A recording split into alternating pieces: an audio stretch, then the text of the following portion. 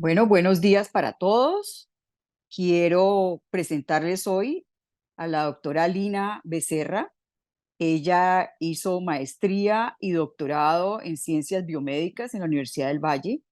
Es docente investigadora de la Universidad del Valle y la Universidad Javeriana y además es presidenta del Colegio Colombiano de Neurociencias. Lina ha sido una persona que ha investigado en básicas en la parte del sistema nervioso y su tesis la dedicó a microcircuitos corticales en trastorno del espectro autista. Ella nos va a hablar hoy en una forma un poquito más, digamos, elemental de los resultados que obtuvo con su tesis de doctorado. Adelante, Lina. Hola, doctora Pilar, buenos días. Muchas gracias a todas y todos por la invitación. Es un gusto pues acompañarlos en este espacio académico. Entonces, bueno, ya están ustedes viendo mi presentación, voy a comenzar Sí, con la la estamos viendo. conferencia. Bueno, y el tema general pues son los microcircuitos corticales en trastornos del espectro autista y hay un énfasis particular en mi tesis doctoral en un grupo de células que son células que expresan un marcador que se llama calretinina, que es una proteína atrapadora de calcio, que comentaré un poco más adelante. Entonces, voy a hacer énfasis en unos grupos celulares particulares de la corteza cerebral humana.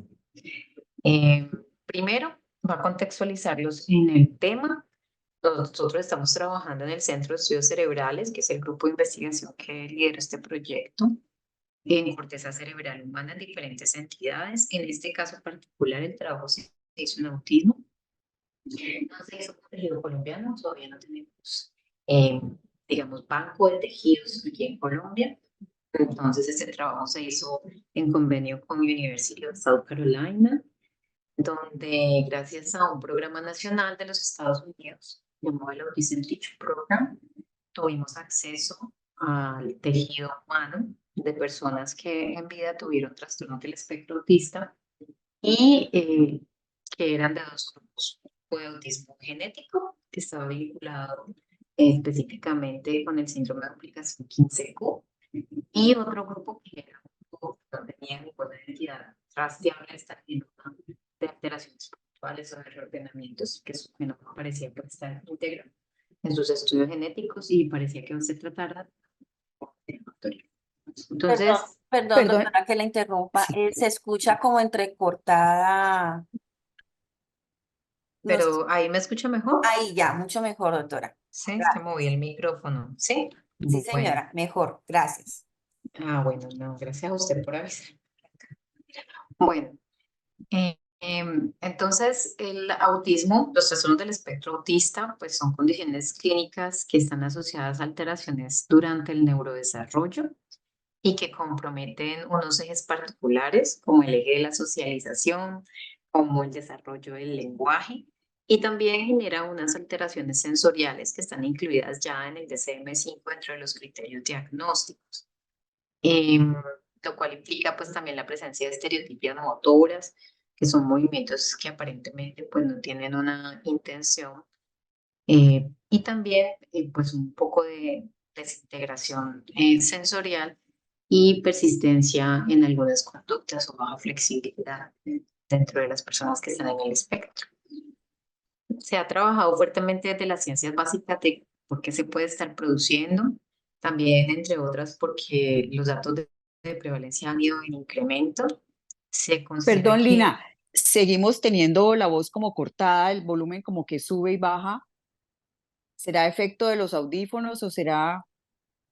pues no sé, porque yo acá tengo como el micrófono, a mí me parece como si estuviera funcionando bien. No sé si es la conectividad. No, parece que fuera como de micrófono, doctora. Sí, Sí, señora. pues no sé, voy a ponerle ganancia al micrófono, a ver si de pronto allí.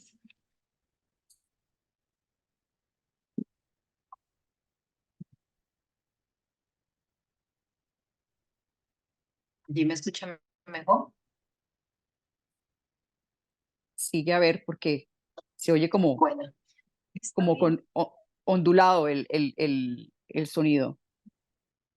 Qué extraño, porque este micrófono es bueno. Bueno, puedo seguir hablando y ustedes me van retroalimentando si me están escuchando de manera adecuada. Entonces les estaba contando que la prevalencia de los trastornos del espectro autista ha ido en incremento y que se considera que aunque puede deberse o se puede deber inicialmente a un establecimiento claro de criterios diagnósticos para tratarse de una entidad que previamente pues, no se ha diagnosticado con tanta frecuencia, también es importante considerar que hay muchos factores etiológicos que están relacionados con el estilo de vida que influyen sobre la aparición de los trastornos del espectro autista y muchos factores ambientales. Entonces se cree que esta serie de cambios en algunos aspectos como la alimentación o la contaminación ambiental están en relación directa con el incremento en la aparición de trastornos del espectro autista. Doctora, sí, Eh, se sigue escuchando mal. Se Doctora, oye como con un eco. doctora, si sin los audífonos lo puede ensayar a ver si de pronto mejora. No sé si de pronto el contacto del audio con el computador hace que no se oiga bien. Pues es una opinión que se me ocurre a mí, ¿no? es Es que se escucha, no se le entiende la información que está brindando. ya. Que se pierde calidad sin el sonido, pero voy a intentarlo. Sí, Sí. intentemos saber si de pronto mejora.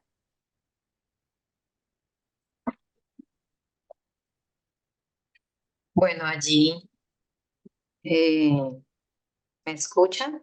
Sí, señora. Sí, Sí. Bueno, esperemos que así me puedan escuchar. De pronto me tenga que acercar más, pero bueno. sí, así está bien, está tal vez mejor. Bueno. Entonces, les estaba comentando pues que la prevalencia ha ido en incremento. En Colombia nosotros no tenemos datos de prevalencia. Digamos que los datos más confiables de prevalencia son los de la CDC en los Estados Unidos, donde el último estudio del año 2020 mostró que 1 de cada 58 niños está dentro del espectro, ¿sí? Pero lo que sí sucedió en Colombia fue que en el año 2015 se estableció ya una ruta de atención, un protocolo y ruta de atención para personas que están dentro del espectro debido a la alta demanda pues, económica que esto estaba representando para el sistema de salud y se trató de estandarizar un poco el tipo de terapias, pues lo cual es discutible, pero ayuda de alguna manera a la organización y a la atención efectiva de las personas que tienen autismo. Entonces, no tenemos datos, pero sabemos que es un problema que ha crecido y la idea es comenzar a organizar precisamente y caracterizar nuestra población, ¿sí?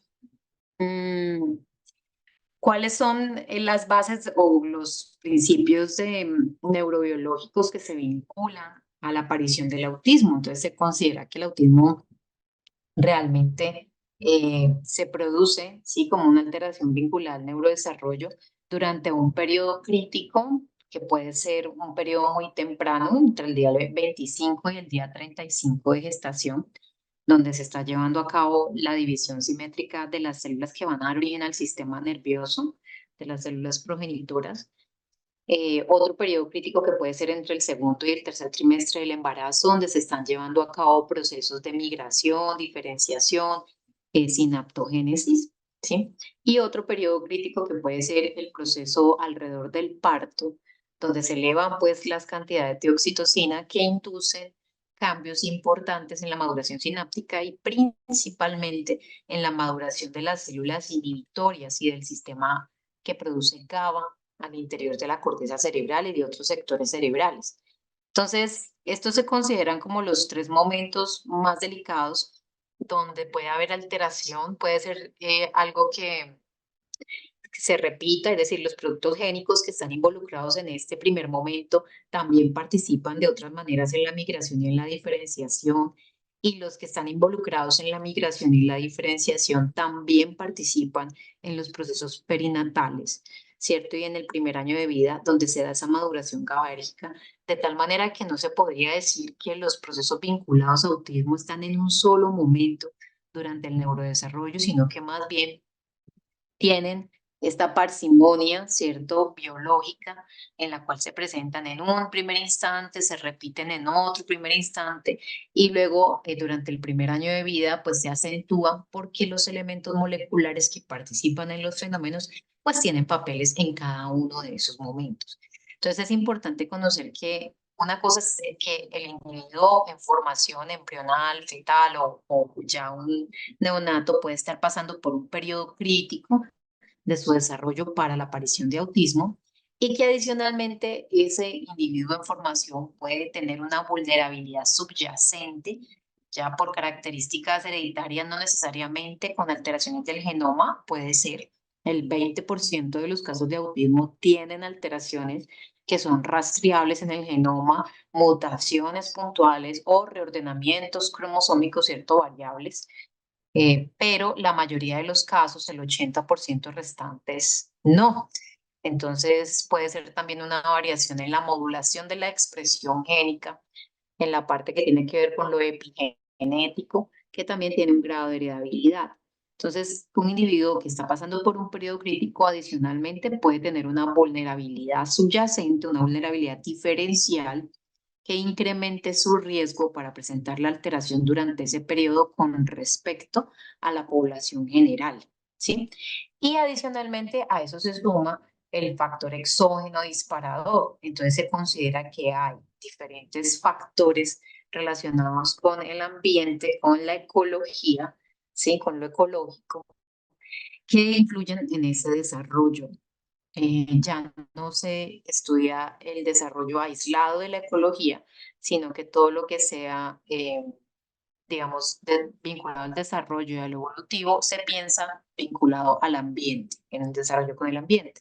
Entonces, para autismo se ha descrito posibles factores de riesgo relacionados con lo ambiental que tienen que ver con la alimentación, pues, que tenemos actualmente, algunos productos específicos derivados de este tipo de alimentación, con la presencia de metales pesados en el ambiente, que creo que tiene los estudios más fuertes de correlación con autismo, todo lo que tiene que ver con el uso del ultrasonido en HD en etapas muy tempranas, en los primeros meses, y las infecciones en etapas tempranas del embarazo, donde la fuerza, la evidencia más fuerte la tiene pues citomegalovirus en etapas del primer trimestre.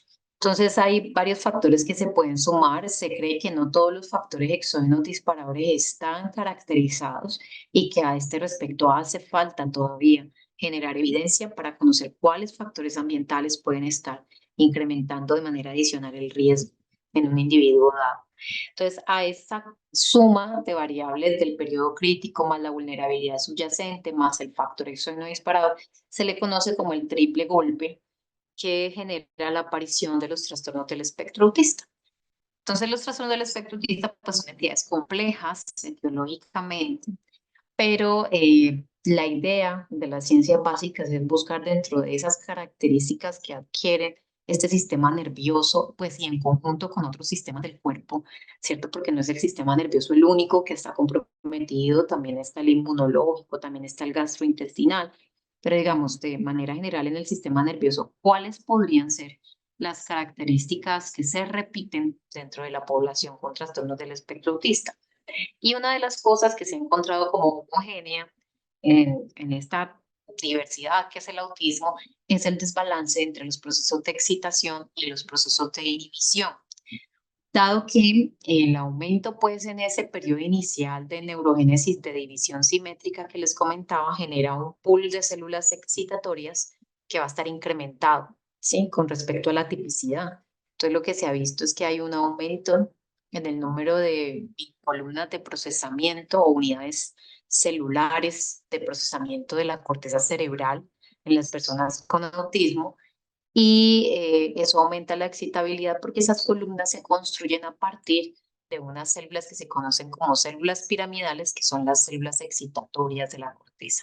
Entonces, de entrada, ya con los cambios en el primer trimestre, uno tendría una corteza con mayor grado de excitabilidad a base de un aumento de la actividad glutamatérgica, de la actividad excitatoria, sumado a procesos de alteración de migración o sinaptogénesis, donde se ha visto que pueden haber ectopias o células que están puestas en lugares donde no corresponden, y displasias, células que tienen alteraciones en su morfología, que pueden cambiar o incidir sobre su electrofisiología, llevándolas a tener una tendencia mayor a descargar de forma anómala. De hecho, pues el 30% de las personas que están dentro del espectro tienen epilepsia como comorbilidad, ¿sí? Y quienes no lo tienen, pues tienen de todos modos estos desarreglos sensoriales que tienen correlato neurobiológico en el desbalance entre la excitación y la inhibición. Y si a eso le sumamos, pues que en la última etapa, la etapa que es más dependiente de la oxitocina, la final, ¿sí? Del embarazo y el primer año de vida, pues este proceso de maduración sináptica y GABAérgica también se ve afectado. Entonces, allí podemos entender cómo hay también una disminución en el sistema inhibitorio. No solamente es un exceso en el sistema excitatorio, sino que parece que el componente inhibitorio de la corteza cerebral está afectado, ¿sí? Se han hecho varios intentos de reproducir los modelos de autismo de forma preclínica a través del uso de modelos animales, porque las formas genéticas de autismo pues han servido como una base para la generación de modelos genéticos morinos.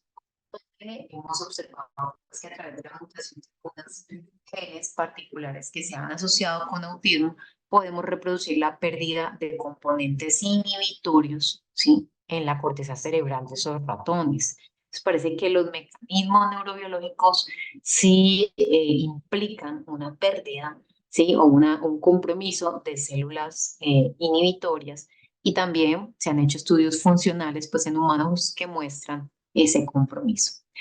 Lo que no se había hecho antes de mi tesis doctoral era el estudio de estos componentes celulares en tejido humano, o sea, corroborar si esto que pensamos que está pasando realmente, gracias a los datos funcionales, gracias a los datos de modelos murinos, está realmente sucediendo, si hay compromiso de estas células en el tejido de las personas que tuvieron trastornos del espectro autista, que fue como la pregunta pues que yo me hice.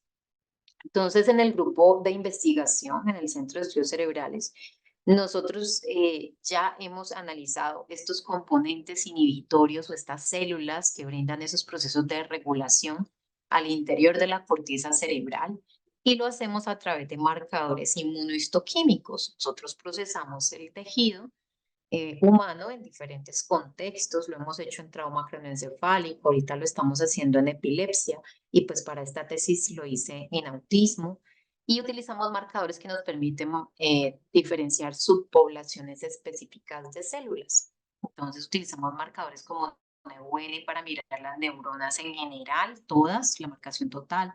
También tenemos marcadores para glías, y tenemos marcadores que nos permiten distinguir las neuronas piramidales, que son las excitatorias, de las otras subpoblaciones celulares.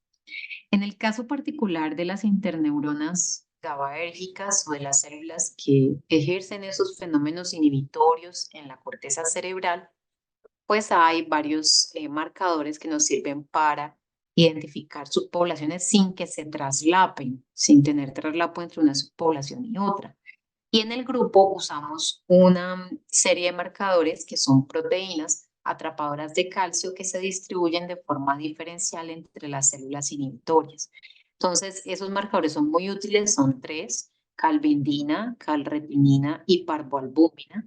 Son tres marcadores que son proteínas atrapadoras y que no tienen sobrelapo en las células inhibitorias, de tal manera que yo puedo distinguir una subpoblación específica si utilizo el marcador parvoalbúmina, otra subpoblación si utilizo calretinina y otra subpoblación si utilizo calvindina. Entonces, por ejemplo, las células positivas para parvoalbúmina son células en candelabro y en cesta, son los nombres pues, de las células que marcan este anticuerpo y que hacen contactos directos sobre la piramidal regulando sus salidas, ¿sí? Mientras que el marcador del que les voy a hablar hoy, que es el marcador calretinina, que fue el que trabajé en esta tesis particularmente, hace regulación de forma diferencial dependiendo del lugar donde esté ubicada la célula. Entonces, este marcador, que es calretinina, pertenece a esta familia de proteínas atrapadoras de calcio y se va a distribuir de forma específica en unas células que se llaman células bipolares, bipenachadas o doble buquete, que como su nombre lo indica, tienen un soma que es un soma ovoide fusiforme y tienen dos polos, dos penachos o dos buquetes, que emergen de cada uno de los lados de la célula de manera vertical. Ella es una célula posicionada verticalmente generalmente y que genera procesos tanto basales como apicales. Ella puede ubicarse tanto en las láminas supragranulares, o sea, en las láminas más superficiales de la corteza, como estas que estoy señalando aquí, láminas 2 y 3, pero también puede ubicarse en las láminas profundas de la corteza, como las láminas 5 y 6, que son estas que estoy señalando acá. Y lo interesante es que las láminas 2 y 3 de la corteza trabajan en procesamiento córtico-cortical, o sea, en la comunicación entre las áreas corticales, mientras que las láminas que están en la parte inferior van a trabajar en cómo esas áreas de la corteza se conectan con otros sectores. De tal manera que este segmento de arriba, la supragranular, pues estaría más vinculado, por ejemplo, si yo estoy en el área 17 o el área visual primaria, con la conectividad con sectores visuales secundarios, ¿cierto? Con otras áreas corticales de los cuales dependería otro tipo de procesamiento. En el caso de lo visual, estaría influyendo, por ejemplo, sobre la conectividad entre área 17 y área 18, área 19, o la extensión desde la corteza visual primaria hacia sectores temporales, que son conexiones a distancia dentro de la misma corteza que facilitan procesos asociativos visuales, ¿sí?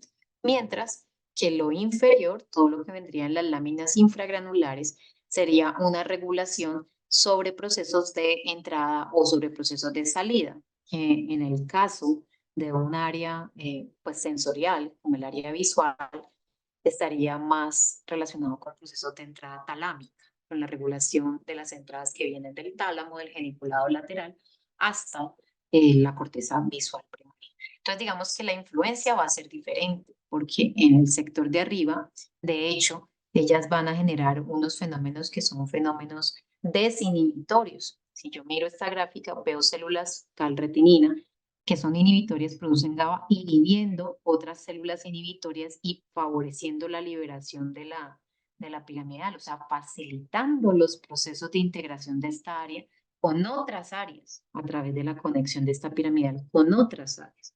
Entonces, aquí, aunque yo esté hablando de una célula GABAérgica o inhibitoria, ella me facilita procesos de excitación de esta área con otras áreas.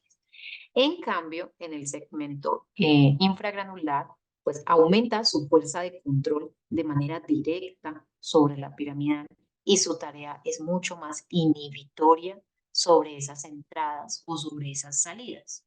Si estamos hablando de un área motora, pues sobre la salida, pero si hablamos de un área sensitiva como el área visual primaria, sería mayor regulación sobre las entradas sensoriales que vienen del tálamo. Entonces, esta función de estas células calretinina es muy interesante.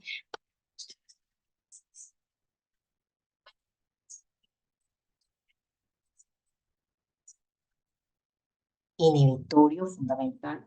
Eso. Lina, perdón, cuando miras hacia donde estabas mirando no se oye. Tienes que mirar para el otro lado. Sí, ese es el problema con no tener el micrófono. Pero bueno, voy a tratar de no voltear para poder mirar la diapositiva. Entonces, aquí en las áreas supragranulares se observa entonces que hay mayor cantidad de células positivas pues para calretinina, pero van a estar vinculadas con procesos desinhibitorios.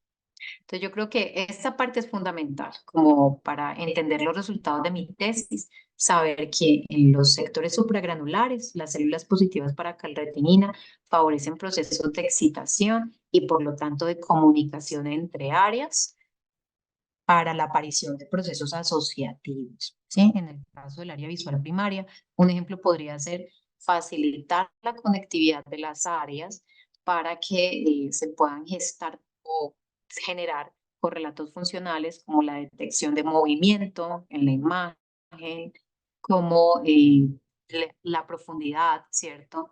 En esa imagen, toda la parte de identificación de tridimensionalidad y planos, pero esos procesos solo se dan con esa integración entre áreas, que son facilitadas por estas células, aunque sean inhibitorias, porque realmente aquí ejercen fenómenos desinhibitorios.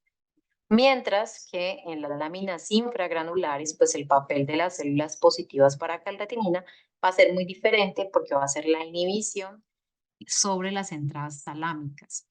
Esa inhibición sobre las entradas talámicas es una función necesaria para que la entrada talámica se dé de manera adecuada. O sea, no es un impedimento de la tarea para la recepción, sino que es una regulación funcional, como cuando uno puede graduar de manera exacta o específica cuál va a ser la intensidad de esa entrada. Entonces, digamos que en la neurotipicidad no es que ella se impida, ¿sí?, la entrada hacia los sectores, por ejemplo, del área visual, sino que regulan la forma como el tálamo está conectando la corteza para que la función se dé dentro de lo que llamamos pues la normalidad. Entonces, esas serían sus funciones.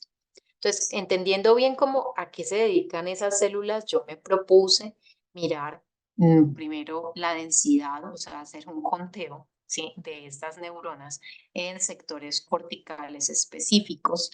Y también me propuse mirar la morfometría, que son las características de tamaño, número de procesos, el tipo de cuerpo, de soma celular, si eran más ovoides o más fusiformes, porque eso me indicaba también el grado de madurez de las células del tejido. Entonces comencé a trabajar y utilicé 3 grupos experimentales. Entonces se los voy a mostrar aquí. Están los controles, que eran tejidos que provenían de sujetos neurotípicos que habían muerto por causas diferentes a compromisos del sistema nervioso, ¿sí? Están los cerebros de personas que estuvieron dentro del espectro, pero que no tenían rastreados en su estudio genético ninguna alteración en el genoma. Entonces se consideraban como multifactoriales, ¿sí? Estas personas dentro del espectro, pues son estos tejidos que estoy marcando como ASD. Y estaba el otro grupo, que era el grupo de autismo genético, en este caso particular el grupo de duplicación 15q, que es una de las formas más comunes, ¿sí?, de autismo genético y que no tenía reportes de estudios hasta el momento en su celularidad. O sea, son cerebros que no se habían mirado con respecto a las interneuronas GABAéricas en ningún otro estudio. Entonces comencé a hacer el análisis.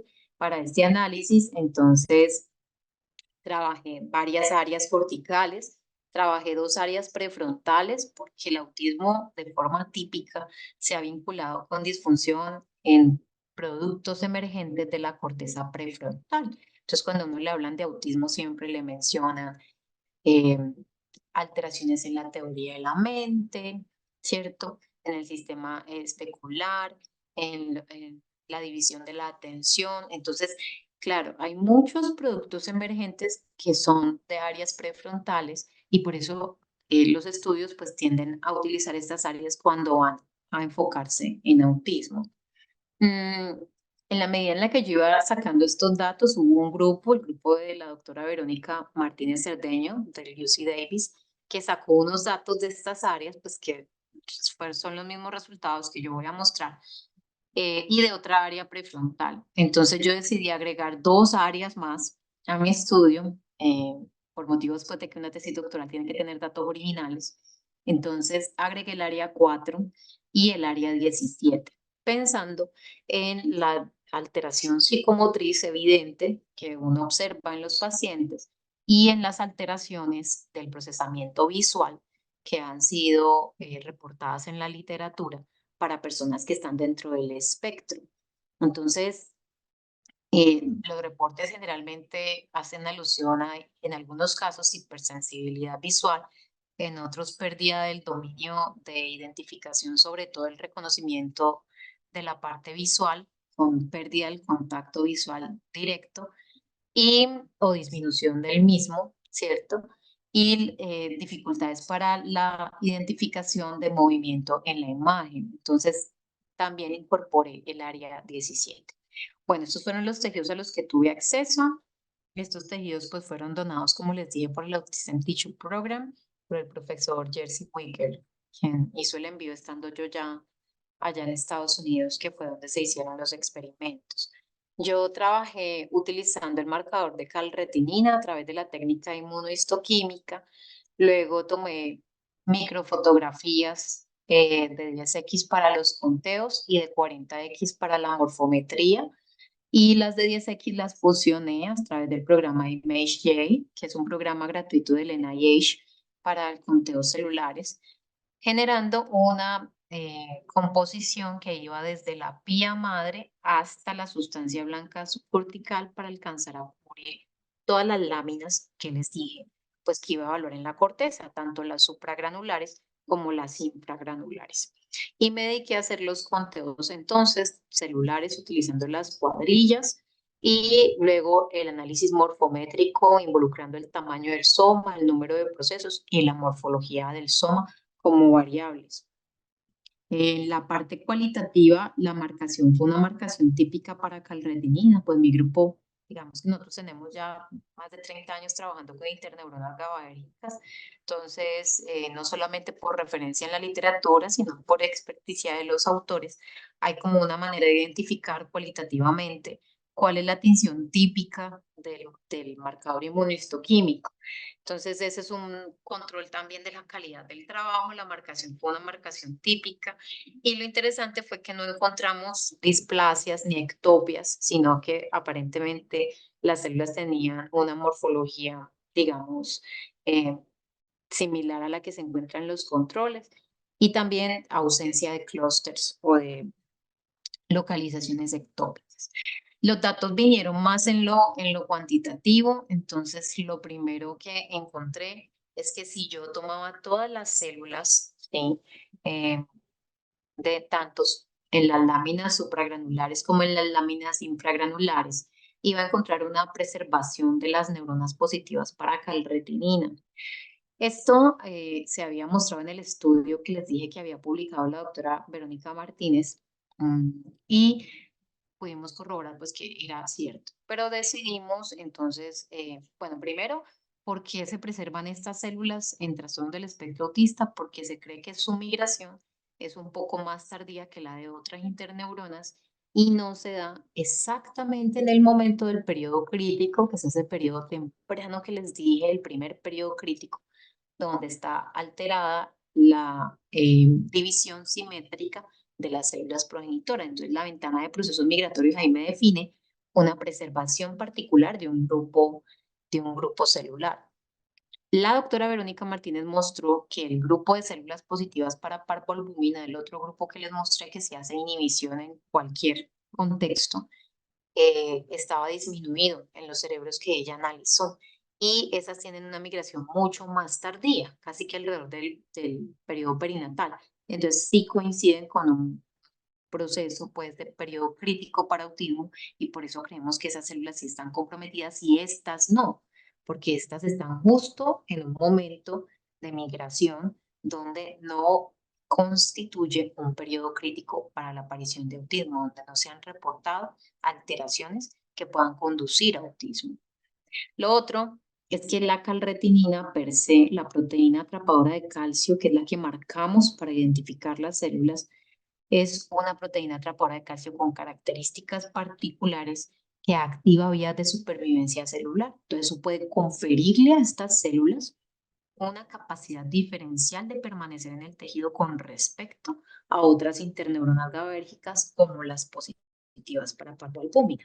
Puede hacer que estas resistan bastante más por su capacidad buferadora de calcio, que tiene unas particularidades, y por la capacidad de calretinina de activar rutas de supervivencia.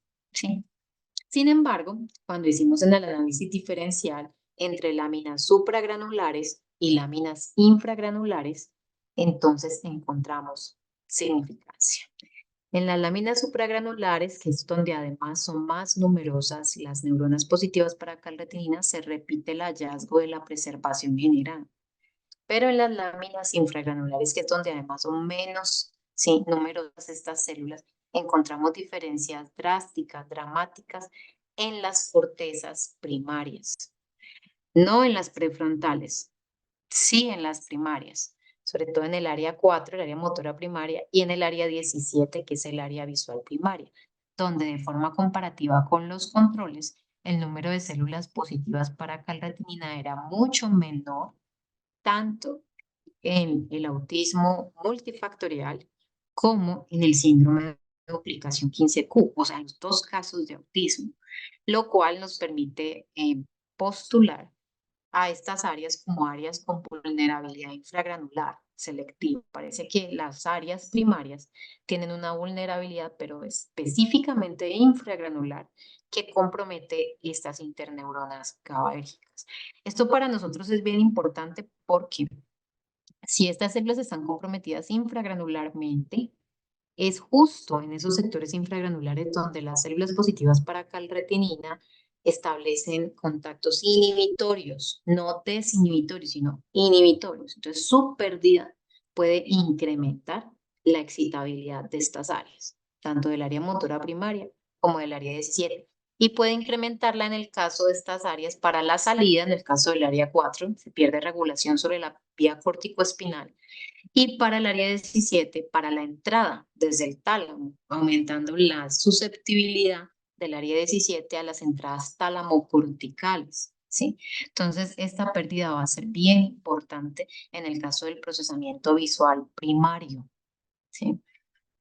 Bueno, los otros datos fueron los datos que tienen que ver con la morfometría. Dentro de los análisis con morfometría vimos que se encontraban en cuanto al tamaño de los somas más grandes en autismo. Estos somas más grandes en autismo, pero en autismo, digamos, idiopático, en autismo multifactorial, fue donde se encontraban. Y con respecto casi siempre o al control o al autismo, digamos, genético.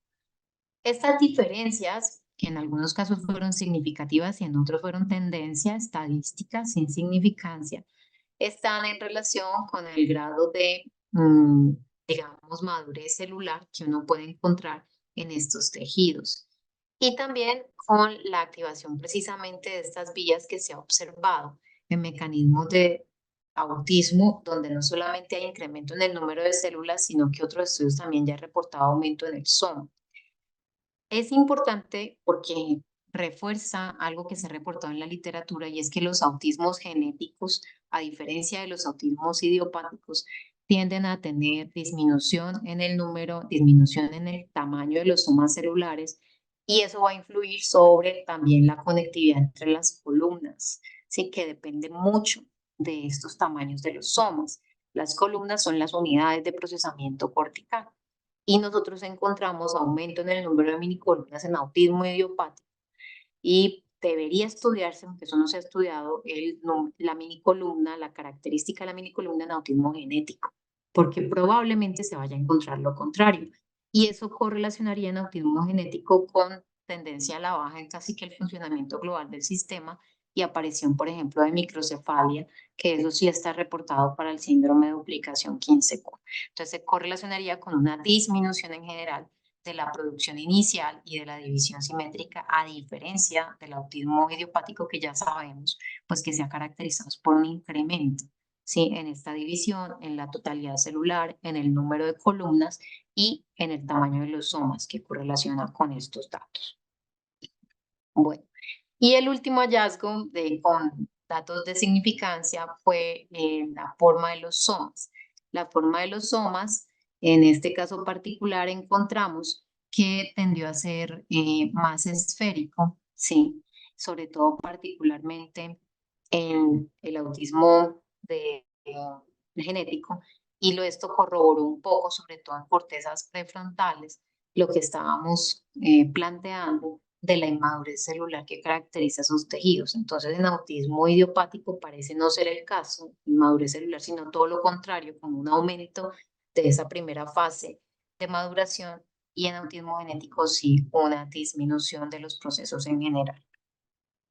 Bueno, entonces, ¿cuáles serían como las conclusiones de este estudio? Nosotros planteamos que en la tipicidad, ¿sí?, nos vamos a encontrar con estos circuitos que están bien definidos, donde está la neurona piramidal siendo regulada por un conjunto de interneuronas GABAérgicas, de forma directa por la célula positiva para parvalbúmina y de forma indirecta en las láminas supragranulares por las células positivas para calretinina que generarían desinhibición, favoreciendo la actividad de la piramidal, ¿cierto? En el sector supragranular. En el sector infragranular, el microcircuito funciona diferente. En el sector infragranular tenemos la coordinación directa por inhibición de la célula positiva para parvalbúmina y un proceso más inhibitorio, más fuertemente inhibitorio de la célula positiva o calretinina, reforzando ese control inhibitorio sobre la piramidal. Y ese reforzamiento pues tiene todo el sentido en un sector infragranular que ya dijimos que es un sector o de salida, ¿sí? Por ejemplo, en las vías corticoespinales o de entrada en las áreas sensoriales primarias para recepción tálamo cortical. Y en autismo, entonces lo que nos encontramos es la pérdida de las interneuronas positivas para parvalbúmina y una disminución dramática. Eso de por sí ya implica una falta de control sobre la piramidal, un aumento de la excitabilidad cortical, que es lo que nosotros proponemos, y un incremento o una conservación más bien, para ser exactos, de las células positivas para calretinina en los sectores supragranulares, donde en estos sectores conservar estas células pues me genera aún más desinhibición sobre la neurona piramidal con aumento de la excitabilidad, contribuyendo al desbalance entre la excitación y la inhibición, o sea, empeorando el panorama que ya teníamos, ¿cierto? De desbalance, excitación, inhibición. Y una disminución, ¿sí? Como se ve aquí, una disminución, aquí lo muestro de nuevo, de la acción de las células positivas para calretinina con pérdida del número, como lo vimos, reducción del número, sobre la piramidal, donde sí estarían ejerciendo un fenómeno inhibitorio.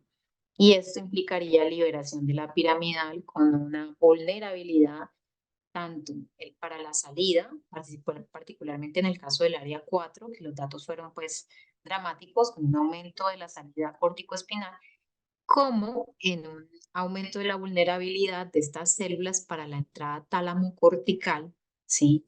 En el caso del área visual primaria, donde tendríamos un exceso de entradas tálamo-corticales con una disminución del control inhibitorio por parte de las células positivas para calretinina infragranularmente, lo cual se correlacionaría en clínica con los procesos de hipersensibilidad visual que se observan en los pacientes que tienen trastornos del espectro autista. Bueno, estos datos no están publicados, por favor, pero son, ya está sometida la primera parte a Brain Research y el otro manuscrito pues está en construcción. Van a salir de aquí 2 manuscritos con los resultados que serían pues los primeros resultados a este respecto en el mundo. No sé si tienen dudas o preguntas. Lina, muchas gracias por tu presentación. Yo creo que nos demuestra varias cosas. En primer lugar, que en Colombia se puede hacer en conjunto ya con todas las, digamos, conexiones que hay internacionales y la facilidad de conexiones que presentan pues, las universidades nuestras para hacer investigación básica correlacionada con la clínica, ¿no? Entonces, esto es muy importante porque no es una investigación, digamos, aislada de ciertos grupos neuronales que no está integrado a la clínica, sino que tú coges los cerebros ya de gente que tiene sus diagnósticos hechos y los comparas con los cerebros normales. Y eso nos da, digamos, a todos los que vemos pacientes autistas, nos da ya la integración de la correlación entre la parte morfológica y la parte de expresión clínica. Estos niñitos, cuando están muy afectados, por ejemplo, en la parte, cuando son el autismo genético, son niñitos, no fijo, no sigo, no me intereso, no tengo motivación visual. Mientras que los otros tengo que eludir tanta información visual. Toda esta información visual o toda esta información sensorial me cohíbe, me produce una excitación tal que no puedo resistirla y tengo que sustraerme a ella o esquivarla, mejor dicho.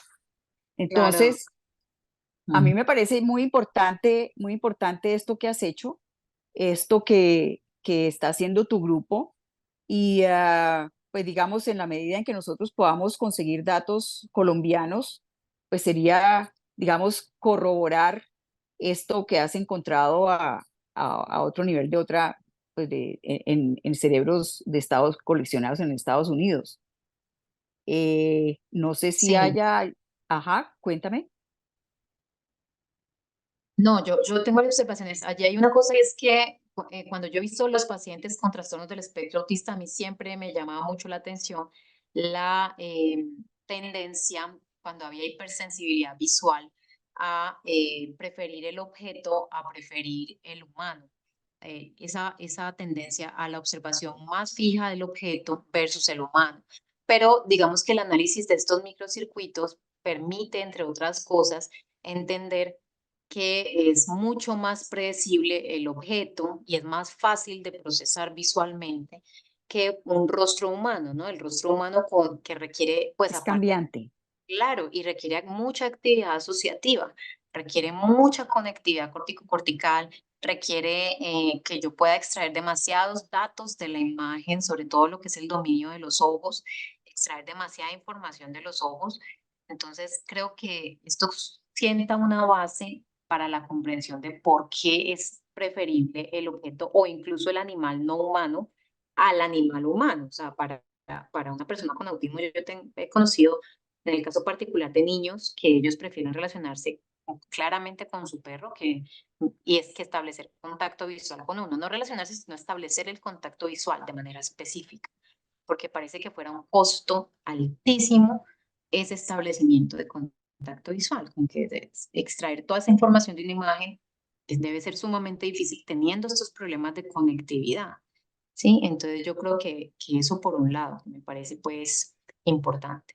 Y lo otro, en cuanto a la consecución de tejidos, este trabajo también fue importante porque, entre otras cosas, nosotros a raíz de esto, pues como hay muy poca gente haciendo esto en el mundo, una de las personas que fue jurado de esta tesis doctoral, pues fue la directora del grupo de investigación que había hecho la primera investigación, ¿cierto? De UC Davis. Y con ellos comenzamos a trabajar ahora, comenzamos a hacer redes de trabajo. Entonces la idea es vincular las personas que están trabajando en autismo para conformar un banco latinoamericano de cerebros con trastornos del neurodesarrollo, porque aquí tenemos ya un banco en Colombia de neurodegenerativas, en la de Antioquia, pero no tenemos, sí, cerebros de personas con trastornos del neurodesarrollo.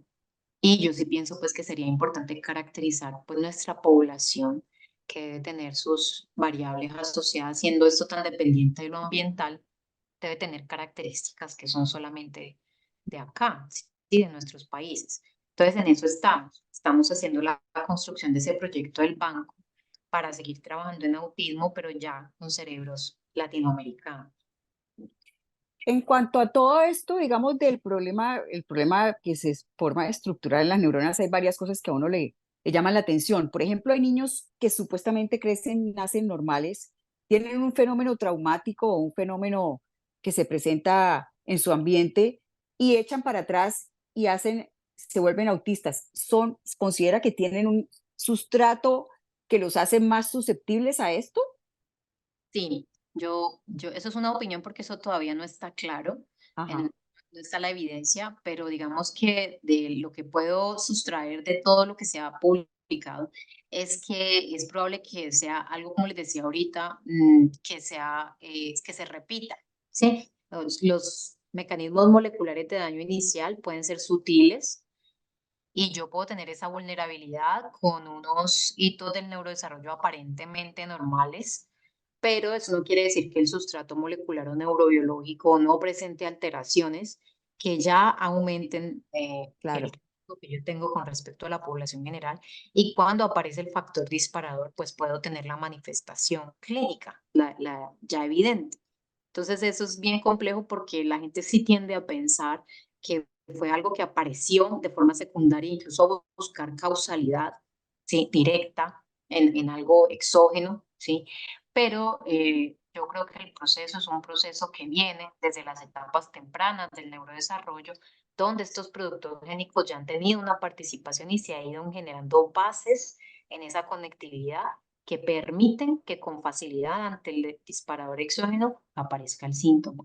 Entonces, yo considero que es un proceso transversal a todo el neurodesarrollo desde lo embrionario hasta el primer año de vida. Solo pues que ese primer año de vida pues es un periodo crítico importante porque es muy dependiente de la oxitocina y pues nosotros hemos tenido muchas variables en relación con la oxitocina en el mundo en los últimos años. O sea, la producción de oxitocina ha cambiado y los perfiles de regulación sobre los receptores también han cambiado. Entonces cada vez hay como una disfunción oxitocinérgica más ligada a muchas alteraciones del desarrollo, no solamente autismo, sino también TDAH, sino también depresión postparto, psicosis postparto. O sea, hay otros fenómenos que están relacionados con estos procesos y con la gestación que tienen que ver molecularmente con las cascadas que son inducidas por la oxitocina. Entonces, y eso porque la oxitocina es un regulador epigenético de la expresión de transportadores de cloro que hacen que el transporte de cloro se invierta alrededor del parto, el gradiente del cloro se invierta para que los receptores de GABA se vuelvan realmente mediadores de acciones inhibitorias. Entonces, digamos que hay mucha actividad excitatoria antes de nacer, antes del parto, y es gracias a esas cascadas de oxitocina que deberían, en teoría, pues elevarse, y vemos que no está pasando en todas las gestaciones, pero deberían elevarse, que se induce una maduración del sistema GABAérgico. Es gracias a esas cascadas y a esa inversión del gradiente del cloro que comenzamos a tener actividad inhibitoria. Entonces, eso se está volviendo también un problema y por eso hay muchos ensayos clínicos controlados, sobre todo en Estados Unidos, eh, mirando los efectos de la oxitocina para el tratamiento de los trastornos del espectro autista. Pues me parece interesantísimo. Otra cosa que quería preguntarte en ese mismo sentido, se supone que si, y se le dice a los padres de los niños autistas que entre más temprano se detecte el problema, mejor es la intervención y más efectiva va a ser. ¿Eso desde qué punto de vista de las neuronas funciona o tiene razón? Sí, eso es, yo estimulo la atención temprana. De hecho, es importante reconocerlo sin necesidad de tener el diagnóstico. Mm, hay varias cosas a tener en cuenta. Los periodos críticos son ventanas temporales donde el sistema es más influenciable por una experiencia particular y esa experiencia esculpe o refina la construcción de una vía específica. Entonces hay periodos críticos que ustedes conocen para la construcción de las vías visuales, hay periodos críticos para la formación de las vías auditivas y así sucesivamente. Entonces, estos periodos críticos, por ejemplo, de maduración del sistema GABAérgico, son esas ventanas temporales, pierden, o sea, se perdería fuerza y se perdería sustrato de trabajo si pasa mucho tiempo sin la experiencia dirigida. Y en ese sentido, pues la terapia y la atención temprana se hacen necesarias para ayudar a redefinir los procesos moleculares que están involucrados en la, sobre todo, integración sensorial. Entonces, yo sí pienso que esa atención temprana es bien importante porque hay mucha microcircuitería que se está definiendo en ese primer año de vida. Ahora, no necesariamente solo el primer año, de hecho, en la clínica, pues los niños nunca, es muy difícil, aunque se ha hecho mucha campaña de, bueno, miren sus bebés y si a los 6 meses, pues no está mirándolo, sino que mira más el móvil, pues es un signo de alarma, pero eso realmente no está teniendo un impacto en el mundo clínico. La gente consulta ya con niños de 4 años, 5 años de edad, ¿sí? Sin embargo, sigue siendo un periodo alto de exposición sensorial, donde también hay redefinición de circuitos. Entonces, la motivación es, hay que tratar de detectar lo más temprano que se pueda para aprovechar esas ventanas temporales que realmente son los sustratos para definir la conectividad. Ya si yo me paso esos periodos, va a ser mucho más difícil generar cambios en aspectos grandes como la conectividad sináptica. Entonces, Claro, sí, ese es el... allí, allí entra la intervención de uno como clínico, ¿no? Porque pues uno ve mucho niñito recién nacido, pequeño, y sí alcanza a detectar cuando un paciente no está haciendo la fijación, o sea, hace el examen completo, está muy bien el ojo, la parte visual, pero la parte de conectividad y la parte de fijación y seguimiento es muy retrasada. Ahí entra uno en el conflicto de decirle a los papás an- anticipadamente y ponerlos alerta de algo que puede ser o puede no ser. Decirles, este niñito puede tener un síndrome del espectro autista, hay que ponerle atención. Entonces, y lo que me ha pasado con muchos papás que son papás y los niñitos son evidentemente autistas, los papás lo niegan totalmente y no reconocen. Finalmente la evidencia los hace vencer y los hace reconocer. Pero entonces para uno son niñitos que no le fijan muy bien, no lo siguen, no se interesan por el medio ambiente cuando están con uno. En cambio hay niñitos que llegan y miran todo, fijan todo, lo miran a uno, lo siguen, y estos niñitos ya de uno dice, este niñito no tiene ningún problema desde ese punto de vista de autismo. Pero pues sí hay los que lo tienen y yo creo que sí es una responsabilidad de uno hacer alerta o por lo menos uno ponerle un asterisco a la historia clínica y citarlo más frecuentemente para que los papás le vayan relatando a uno más, digamos, cómo es el desarrollo de este niñito respecto a sus otros hijos o cómo lo han visto en otras áreas. Pero me parece Sí, muy importante toda doctora, esta correlación que estás haciendo. sí. Yo creo que allí el problema es más de la etiqueta. Creo que la etiqueta es algo pesado cuando uno no está en la edad todavía para establecer el diagnóstico. O sea, ya si la persona tiene 4 años, que es la edad donde se establece el diagnóstico, uno puede hacer la sugerencia del diagnóstico. Si consultan previamente, yo diría la etiqueta puede ser un problema porque la etiqueta pues puede ser Claro, devastadora, ajá, y puede ser que no se trate el caso. Pero sí, yo creo que existen aproximaciones como que usted decía, generar la alerta o incluso mandar la terapia. Yo pienso que la intervención, así no se tenga el diagnóstico, se puede poner un diagnóstico general, trastorno generalizado del desarrollo, algo parecido, que pueda o lo que se favorecer decía, lentitud en la maduración eso, que pueda favorecer neurológica. el acceso, ajá, de los papás a las terapias, digamos ya legalmente, que él pueda ir con eso y decir, es que vengo para la prestación de este servicio, porque la terapia sí siempre va a ser buena, independientemente de que la persona desarrolle el trastorno o no. También lo digo porque ahora hay muchos niños que tienen desintegración sensorial sin estar dentro del espectro. O sea, puede ser que no se trate de un caso de autismo, pero que sí haya un problema de desintegración sensorial y es cada vez más común, ¿sí? También porque hay una exposición sensorial pues muy alta a la tecnología. Bueno, es diferente, este neurodesarrollo actual es un neurodesarrollo diferente en cuanto a los estímulos sensoriales a otras épocas.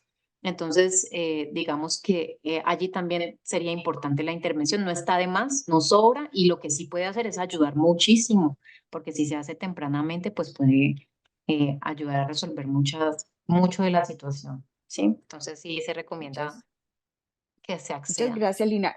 ¿Hay alguien en el auditorio que quiera hacer alguna pregunta o algún comentario? En el chat no hay pregunta, doctora. Bueno, Hola, muchas gracias. Yo quería preguntar si los cambios en la dieta, restringir alimentos con gluten y caseína puede ayudar a modificar, digamos, no sé, ese metabolismo neurológico y con ello, pues, conllevar a otro tipo de comportamiento. Gracias. Sí, no, gracias a ti por la pregunta. El sistema, lo que pasa es que como los trastornos del espectro autista tienen compromiso del eje cerebro-intestino, hay una relación directa entre la disbiosis y los procesos inflamatorios cerebrales que se observan en trastornos del espectro autista. Y también una disminución en la disponibilidad de ácidos grasos de cadena corta, butirato, propionato. Entonces, lo que se busca con la dieta no tiene que ser una dieta que elimine gluten, caseína y soya, porque eso sería como quitarle la alimentación total a un niño. Pero lo que se debe hacer es un enfoque individual. Se supone que toda persona que está dentro del espectro tiene que pasar por valoración nutricional para que se haga ensayo y se miren las intolerancias. Hay intolerancias específicas, o sea, cada persona, hay personas dentro del espectro que toleran bien el gluten, ¿sí? Entonces no se les quita porque quitar el gluten de entrada ya es como súper restrictivo, ¿sí? Pero lo que sí se puede hacer es un enfoque particular. Esa dieta, que es la dieta GAPS, que se volvió muy famosa, fue inicialmente usada. Hoy en día se buscan otras aproximaciones que no sean tan restrictivas y que sean de medicina individualizada. O sea, que yo coja al paciente y mire, este paciente, cuál es su perfil toxicológico, se mira alergias, pasa por inmunología y se le mira también ensayo con la nutricionista de la dieta para mirar cuáles son los que están agravando el insomnio, cuándo aparecen las estereotipias, con qué tipo de alimento. Entonces, claro, la alimentación está muy vinculada a la sintomatología, pero el enfoque para el diseño de la dieta debe ser individual. ¿Sí? Entonces, sí es un pilar del tratamiento, pero la idea es ser lo menos restrictivo que se pueda con el paciente. Muchas gracias, muy claro. ¿Alguna otra pregunta? Bueno, yo creo que ya vamos terminando. Lina, mil y mil gracias por tu charla. Ha sido bastante ilustrativa, iluminante y nos reconforta con la ciencia en Colombia. Bueno, Bueno, muchas gracias. Hasta gracias. luego. Hasta luego.